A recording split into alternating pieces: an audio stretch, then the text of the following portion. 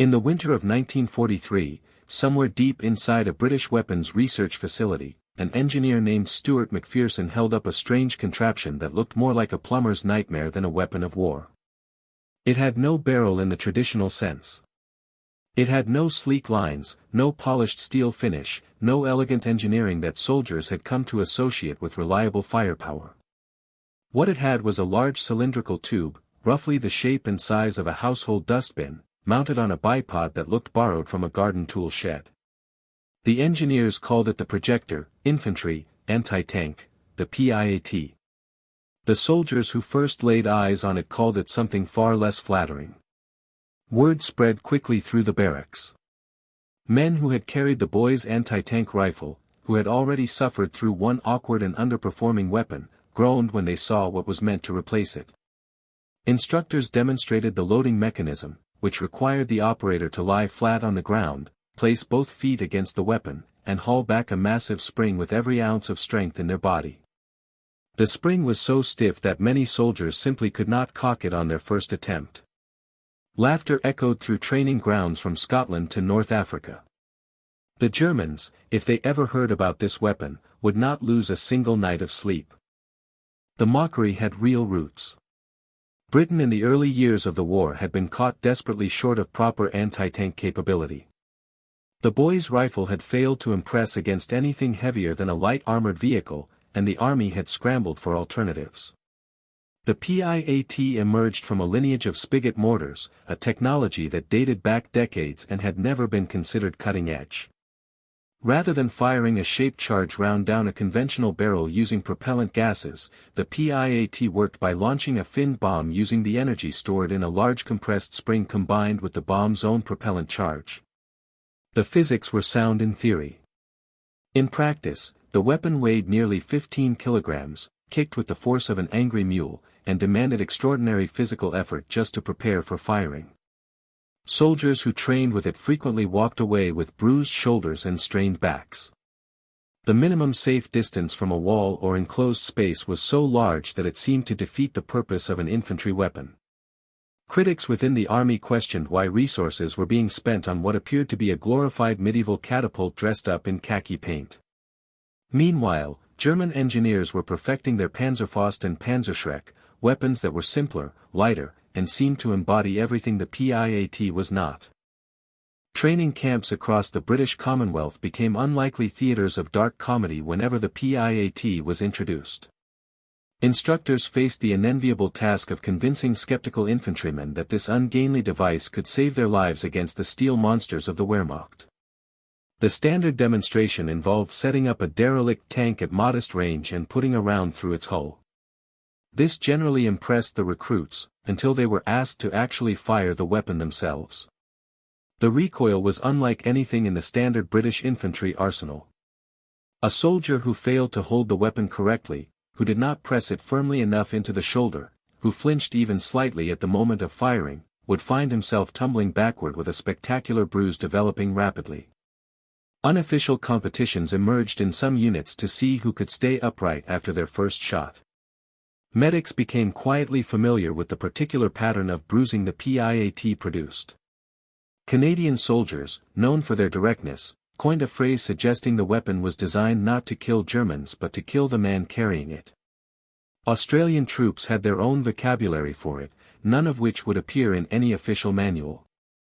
Yet through all of this, a small group of officers and NCOs quietly noted something the jeering crowds were overlooking. When the PIAT hit something, it hit it very, very hard. The shaped charge warhead of the PIAT bomb was genuinely formidable for its time. The principle behind it, known as the Monroe effect, concentrated the explosive force into a narrow jet of superheated gas and metal moving at extraordinary velocity. This jet could punch through several inches of hardened steel armor, enough to kill the crew of most German tanks if the hit was placed correctly.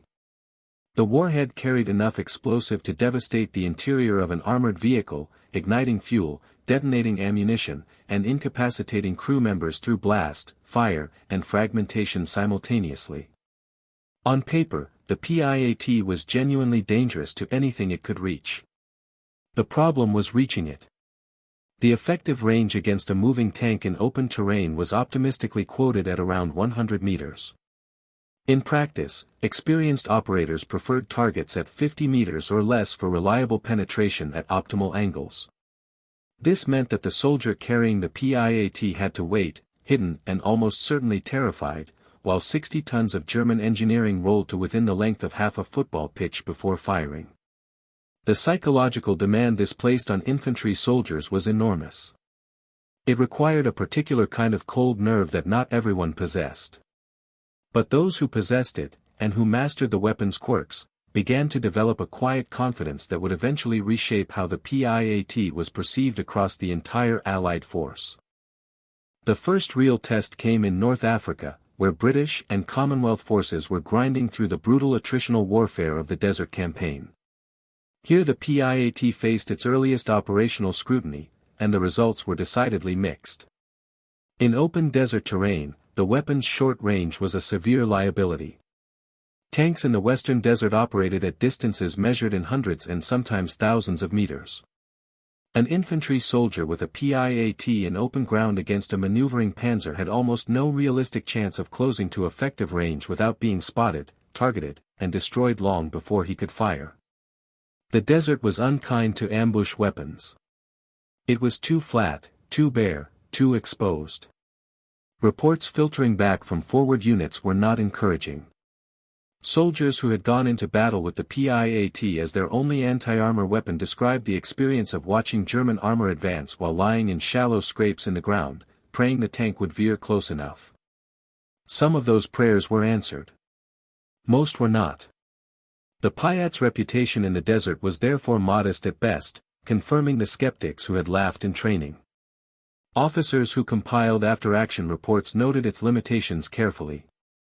Yet embedded in some of those same reports were brief, almost reluctant paragraphs describing occasions when, at very close range, in confined terrain, the weapon had performed with startling effectiveness. Sicily changed everything. When Allied forces landed on the island in July 1943, they encountered a landscape that seemed specifically designed to negate German armor advantages and reward exactly the kind of close-range ambush fighting for which the PIAT was suited. The island's interior was a maze of narrow terraced roads carved into hillsides, ancient stone villages clustered on ridgelines, olive groves with thick trunks that broke sight lines, and drainage ditches that offered concealment to a man lying prone. German and Italian armor could not maneuver freely. They were funneled into lanes, forced through village squares, obliged to negotiate hairpin bends where their speed dropped to a crawl. Suddenly the PIAT operator's greatest enemy, the need to get dangerously close, became something far more achievable. Men waited behind stone walls and in doorways. They let tanks pass and fired from behind. They positioned themselves in upper floors of farmhouses where the angle of attack rendered the tank's thinner top armor vulnerable. Reports from Sicily began painting a very different picture of the weapon. Confirmed kills mounted. Tank crews, suddenly uncertain about what might be lurking in the rubble and shadow around the next corner, became measurably more cautious. That caution had tactical consequences. Slowed armor meant infantry could close in. The laughter from training grounds was starting to seem a great distance away. One engagement in Sicily crystallized what the PIAT could achieve when the conditions aligned perfectly. A unit of Canadian infantry was advancing through a village when a German tank positioned itself at the end of a narrow street and began firing along the confined space, pinning the entire company. Conventional anti-tank guns could not be brought up through the rubble. Artillery support was unavailable. The tank was essentially invulnerable to anything the infantry carried except the PIAT. A sergeant crawled forward through debris-filled side alleys, working his way from doorway to doorway under continuous fire, dragging the weapon with him. He reached a position less than 40 meters from the German tank. He fired once. The round struck the tank at the junction of the hull and turret, one of the more vulnerable points on the vehicle.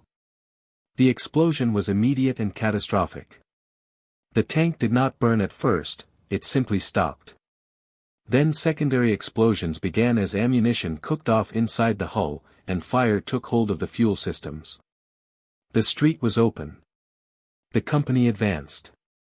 This kind of story, repeated in various forms across the Sicilian campaign, began to circulate through Allied units. The PIAT was being recalibrated in the minds of the men who carried it, from an embarrassment to a contingency, and from a contingency to a genuine asset. The Italian mainland campaign, which followed Sicily in September 1943, provided an even more demanding and revealing test environment. Italy was perhaps the most brutal imaginable landscape for any attacking force. The peninsula's spine of the Apennine Mountains created a series of natural defensive lines that the Germans exploited with masterful skill. Rivers ran across the axis of Allied advance. Every village sat on a commanding height. Every road was covered by fire from the next ridge. The Wehrmacht's engineers transformed this landscape into a system of interlocking defensive positions of extraordinary sophistication. Reinforced farmhouses became strongpoints. Church towers became observation posts. Centuries-old stone walls became tank revetments. And underneath this landscape, carved into the hillsides and riverbanks, were bunkers. German bunkers in Italy were remarkable engineering achievements built under fire by men who knew exactly what Allied artillery and air power could do to unprotected positions. Concrete several feet thick, steel doors, interconnected tunnels, overlapping fields of fire. Against these structures, the PIAT revealed a capability that its designers had perhaps not fully anticipated, and that its early critics had certainly never considered. A shaped charge warhead fired at close range against a concrete wall did not need to penetrate the structure to be lethal. The blast effect transmitted through the concrete was enough to kill or incapacitate everyone inside. This phenomenon, known technically as spalling, became one of the PIAT's most devastating applications against fixed fortifications. When a shaped charge detonates against a thick concrete surface, even if it does not create a clean penetration hole, the shock wave propagating through the material causes the inner face of the concrete to fracture violently. Chunks of concrete, some weighing several kilograms, are blasted inward at lethal velocity. The effect inside a bunker struck by a PIAT round was described by German survivors in terms that were uniformly horrifying. Men who had considered themselves safe behind meters of reinforced concrete found that the safety they trusted was conditional. A single PIAT operator, closing to within 50 meters, could transform a bunker from a fortress into a death trap with one well-placed shot. The psychological dimension of this was profound. German soldiers who had watched Allied artillery pound their positions without penetrating, who had felt genuine security in their engineered defenses, had no reliable defense against an infantryman willing to get close enough with a PIAT. The weapon demanded courage that no amount of concrete could neutralize. As Allied units learned this, they began developing specific infantry tactics built around the PIAT's bunker-busting capability. Teams trained to suppress the bunker's firing apertures while a PIAT operator maneuvered into position. These tactics, refined under fire in the Italian hills, would be carried north into France and beyond. By the time Operation Overlord launched in June 1944, the PIAT had undergone a quiet but thoroughgoing rehabilitation in the estimation of Allied infantry. It was still heavy, still difficult to load, still demanded nerve-testing proximity to use effectively. None of those characteristics had changed. What had changed was the understanding of what the weapon could do when those challenges were overcome. Veterans of North Africa, Sicily, and Italy brought their hard-won expertise with them across the English Channel. They had learned where to aim, how to position themselves, when to fire and when to wait. They had learned the psychological advantage that a single accurate PIAT shot could confer when it struck a tank or strongpoint that had been dominating a position. They had also learned something more subtle, that the PIAT was most effective not merely as a weapon but as a capability that reshaped how German defenders thought about their own security. A tank commander who knew that Allied infantry carried PIATs could not simply park his vehicle in a village square and assume safety. He had to worry about every doorway, every alley, every rooftop. That worry translated into hesitation, and hesitation in armored warfare was often fatal. The Normandy landscape, with its infamous bocage, the dense network of ancient hedgerows that compartmentalized the countryside into hundreds of small enclosed compartments, was almost tailor-made for the weapon that had been laughed off training grounds less than 2 years earlier. The bocage fighting that consumed Allied forces through the summer of 1944 was among the most grueling close combat experiences of the entire Western European campaign. The hedgerows were not the gentle green borders of English countryside imagination. They were massive earthen banks, often 2 meters tall and equally thick, topped with dense vegetation and root systems centuries old. They channeled movement, blocked observation, and created natural fortifications that German defenders exploited with brutal effectiveness. Tanks operating in bocage country were almost blind beyond the immediate field and were dangerously vulnerable to ambush from the flanks and rear. Here the PIAT found its fullest expression as a weapon system. In the bocage, the problem of closing to effective range almost disappeared, because effective range was often the distance across a narrow lane or through a gap in a hedgerow. Engagements happened at 10, 15, 20 meters. Under these conditions, the Piat-shaped charge warhead was devastating with a consistency that had been impossible to achieve in open terrain. German armor, which had operated with considerable confidence during the earlier years of the war, found the bocage a terrifying environment precisely because of what might be waiting on the other side of the next earthen bank. After-action reports from German tank units during the Normandy campaign repeatedly cite the PIAT as a significant tactical factor, a phrase that represents a remarkable journey from the laughter of 1943 training grounds. Among the many documented PIAT actions of the Normandy campaign, one stands apart in terms of sheer audacity and tactical significance. On the night of the 6th of June 1944, in the first hours following the D-Day landings, a company of the 6th Airborne Division was tasked with defending the critical Orne River bridges against German armored counterattack. Their position was precarious. They had landed by glider, were scattered, had lost equipment, and were awaiting reinforcement that would not arrive quickly. In the darkness before dawn, German armor began probing toward the bridges. Major Howard's force was equipped with Piats among their anti-armor assets, and in the darkness and confusion a PIAT team commanded by Sergeant Thornton took position near the bridge approaches. The first German tank to advance was engaged at extremely close range in conditions of near-total darkness. The round struck and the tank was stopped. The second tank, uncertain of what it had encountered, also halted. The bridge held. The reinforcement of the landing force continued through it. Historians examining this engagement have noted that had the German armor successfully pushed through, the consequences for the Orne bridgehead could have been severe. A weapon that had been laughed at in training camps 2 years previously had, in one dark and desperate hour, contributed directly to preserving a critical objective of the largest seaborne invasion in human history. The Piat's reach extended far beyond the European theater. In the jungles of Burma, in the close-terrain fighting of the Pacific, in the narrow streets and shattered buildings of every contested town from Ortona to Arnhem, the weapon demonstrated a versatility that its critics had never credited it with. In Burma, where the dense jungle rendered conventional anti-tank tactics nearly impossible, the PIAT became a standard element of infantry sections fighting Japanese armor and fortifications. The jungle conditions suited the weapon even more than the bocage. Visibility was measured in meters. Ambush positions were available everywhere. A PIAT team could set up within effective range without exposing themselves at all, waiting in absolute concealment until a vehicle was almost upon them. Japanese bunker complexes, which were often constructed from logs and earth rather than concrete, proved vulnerable to PIAT fire in ways that differed from the spalling effects seen in Italy but were equally lethal. The blast wave from a shaped charge detonating against a log-and-earth construction was sufficient to collapse sections of overhead cover and incapacitate defenders through concussive effect.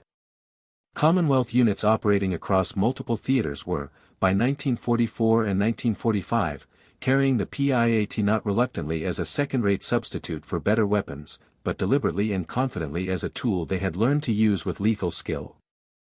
The full accounting of Victoria Crosses awarded in connection with PIAT actions during the Second World War provides perhaps the most eloquent testimony to how thoroughly the weapon's reputation had been transformed. Multiple recipients of the Commonwealth's highest decoration for valor performed the acts that earned those awards while carrying or operating a PIAT. The physical requirements of the weapon, its weight, the need to close to dangerously short range, the requirement to hold steady under fire while aiming at a target that was almost certainly shooting back, meant that every successful PIAT action involved a degree of personal courage that transcended technical discussion of shaped charges and spalling effects. Sergeant Baskyfield of the South Staffordshire Regiment, during the Battle of Arnhem, continued operating a PIAT alone after his crew were killed, engaging German armor at close range in a shattered position while wounded, until he was killed in action. The decoration was awarded posthumously. Major Foote of the Royal Canadian Army Service Corps used a PIAT from an exposed position during a North African engagement to draw enemy fire and protect his unit's withdrawal. The roster of such actions, accumulated across multiple years and multiple theaters, constitutes a record that stands in extraordinary contrast to the jeering that greeted the weapon's introduction. Those who had laughed loudest in 1943 had never fired one under fire, in darkness, against armor that was trying very hard to kill them. The PIAT was declared obsolete in 1950, replaced by more modern anti-tank weapons that were lighter, had greater range, and did not require the Herculean effort of manually cocking a giant spring before each shot. It passed into storage and eventually into museums, where it sits today looking every bit as ungainly and improbable as it did when soldiers first laughed at it in 1943. Military historians examining the Second World War's weapons systems have generally given the PIAT measured praise, acknowledging its effectiveness in close terrain while noting its very real limitations in open fighting. But the numbers tell a story that transcends balanced assessment. Over 115,000 PIATs were produced during the war. The weapon served in every major theater where Commonwealth forces operated. It equipped not only British units but the forces of Canada, Australia, New Zealand, India, South Africa, and several allied nations who received them under supply arrangements. It stopped tanks, destroyed bunkers, and cleared buildings in conditions where nothing else available to an infantry section could have accomplished the same result.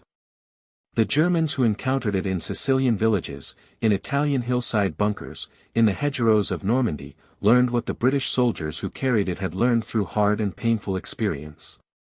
The Dustbin Gun was not a joke. It had simply been waiting for the right conditions to prove it, and when those conditions arrived, it proved it in the most unambiguous way that any weapon can, by winning.